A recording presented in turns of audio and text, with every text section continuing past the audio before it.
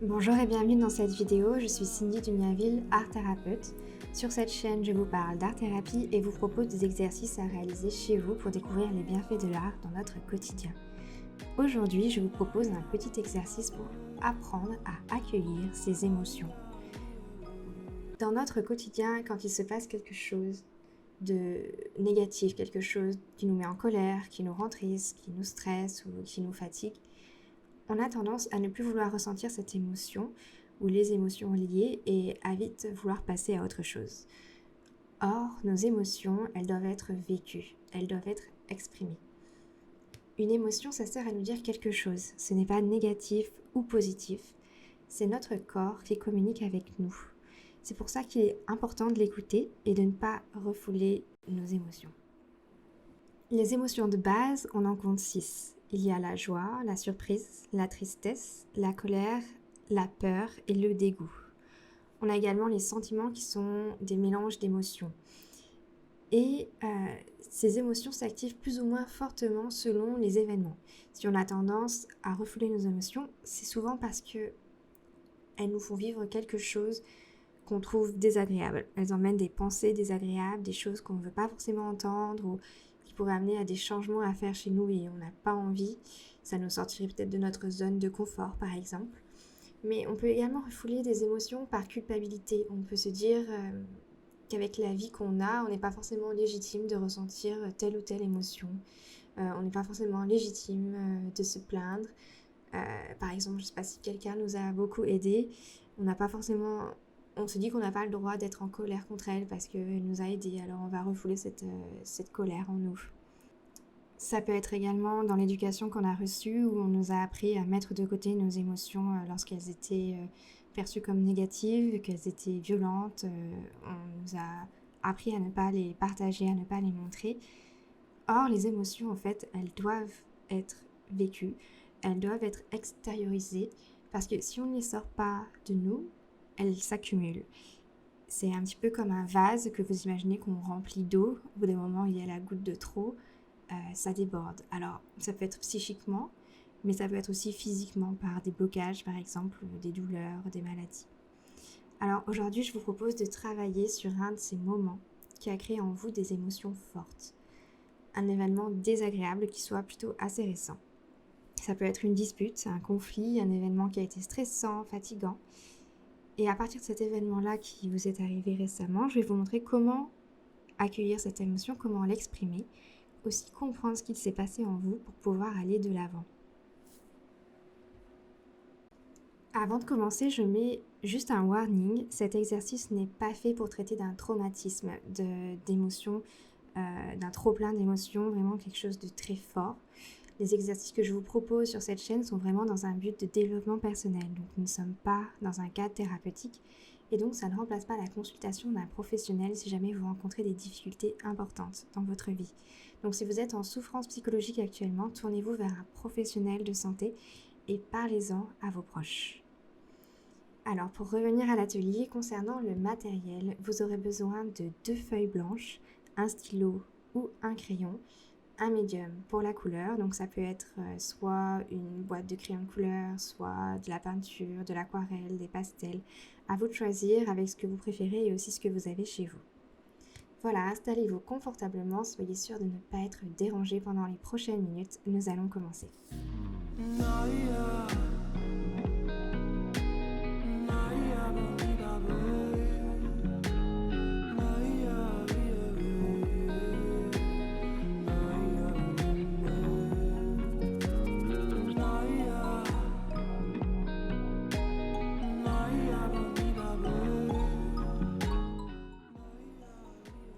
Alors, on va d'abord commencer par trouver un souvenir assez récent, un événement qui nous est arrivé dans les jours précédents, qui a été désagréable, qui a été négatif, qui nous a mis soit en colère, qui nous a attristés ou qui nous a stressés, frustrés.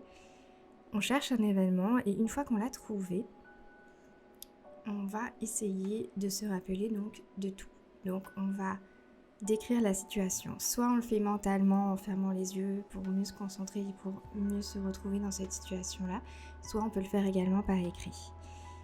Donc pour la décrire cette situation, on va se remémorer où est-ce que c'était, quand c'était, quelles étaient les personnes présentes et enfin qu'est-ce qu'il s'est passé. On va essayer de rentrer le plus possible dans les détails.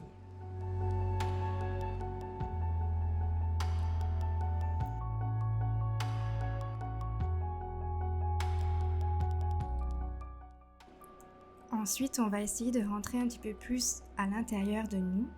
En vous, qu'est-ce que vous avez ressenti? Quels mots vous viennent en tête? Essayez de les rattacher aux 6 émotions de base qu'on a vues juste avant. Et au niveau de votre corps aussi, quand vous repensez à ce moment, qu'est-ce qui se passe? Est-ce que vous avez la gorge serrée? Est-ce que vous sentez un poing sur la poitrine ou votre ventre qui se noue ou votre mâchoire qui se crispe? Faites attention aux sensations corporelles. Je vous laisse un petit peu de temps donc pour vous rappeler de tout ça.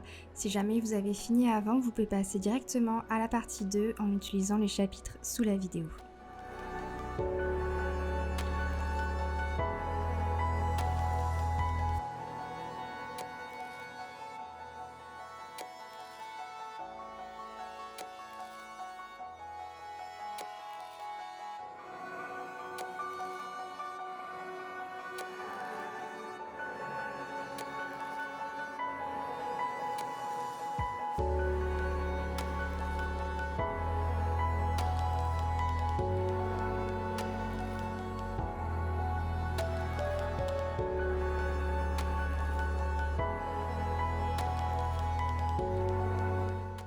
Alors maintenant, prenez votre feuille blanche ou votre carnet, prenez un stylo ou un feutre ou un crayon et on va tracer une forme pour représenter cette émotion ou ce mélange d'émotions.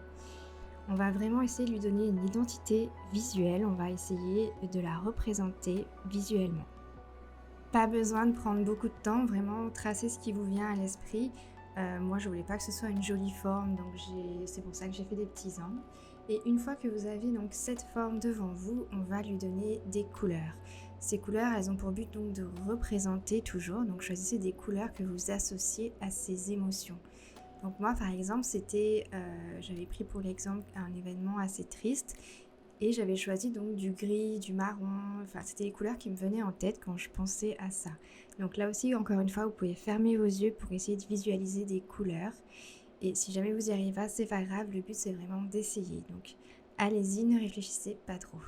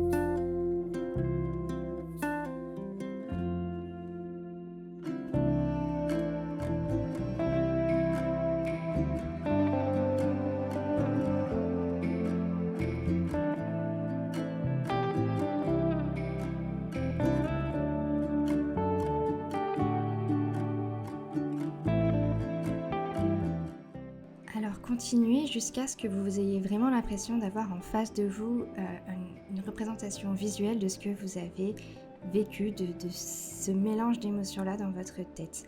Moi, par exemple, j'avais envie de quelque chose d'un peu plus fluide, donc vu que c'était des crayons aquarelles, j'ai rajouté de l'eau pour un effet un peu boueux, un peu mélangé, fluide. Si jamais vous n'arrivez pas à obtenir ce que vous souhaitez, vous pouvez réessayer jusqu'à vraiment ce que vous soyez convaincu. L'idée, c'est vraiment de déposer les émotions, de les sortir de nous, mais aussi de leur donner une existence matérielle. De dire à soi-même, voilà, tu existes, tu es là et je te vois. C'est la première étape pour accepter une émotion, c'est de la reconnaître, de lui donner de l'importance.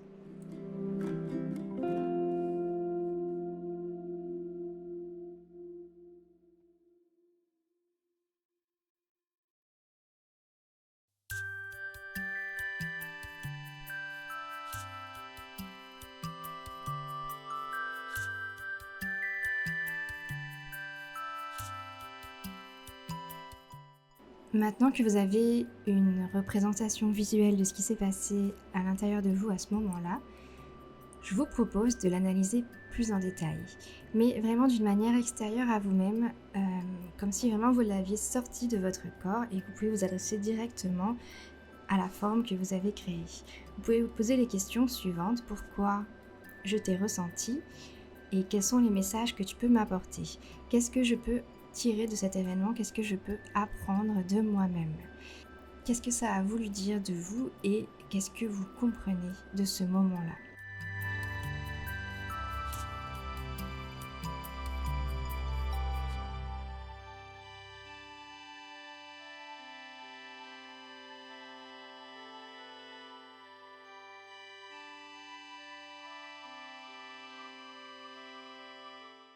Si beaucoup de choses viennent à vous, vous pouvez mettre pause, vous pouvez aussi prendre une feuille pour écrire tout ça.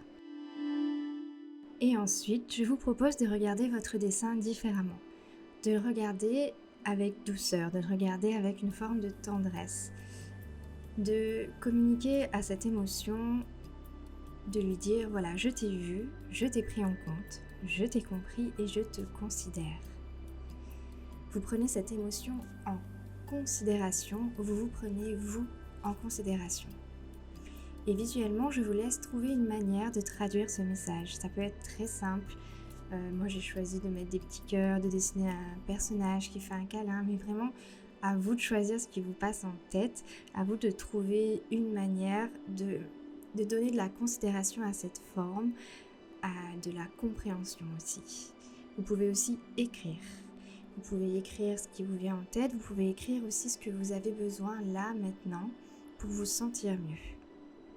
Ou vous pouvez écrire aussi comment ne plus se sentir de cette manière-là, comment éviter la situation qui vous a mise dans cet état-là.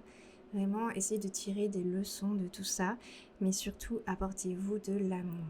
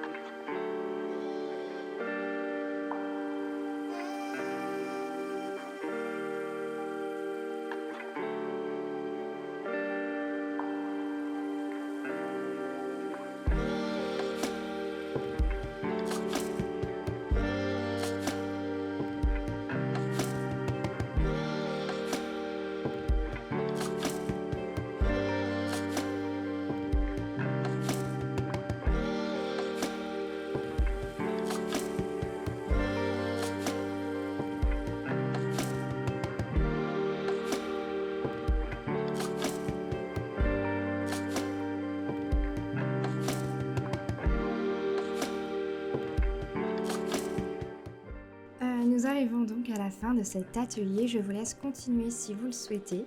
Je vous laisse reproduire cet atelier aussi souvent que vous en avez besoin et toujours donc avec bienveillance envers vous-même.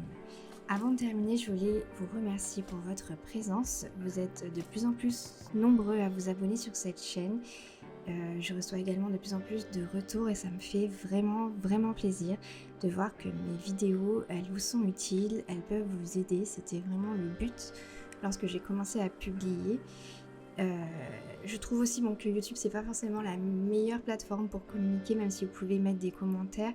Vous pouvez aussi communiquer directement avec moi, soit via ma page Facebook, soit via mon compte Instagram. Vous pouvez communiquer avec moi en DM, je serai ravie d'échanger avec vous. Ça vous permettra aussi de suivre un petit peu mon actualité pour savoir où j'en suis. Dans le post des prochaines vidéos, je vous tiens un petit peu informé surtout sur Instagram. Voilà, merci encore à vous tous. Et si jamais vous êtes nouveau ici, n'hésitez pas à vous abonner, à mettre un commentaire ou à regarder un petit peu les autres vidéos que j'ai faites. Je vous dis à bientôt, prenez soin de vous.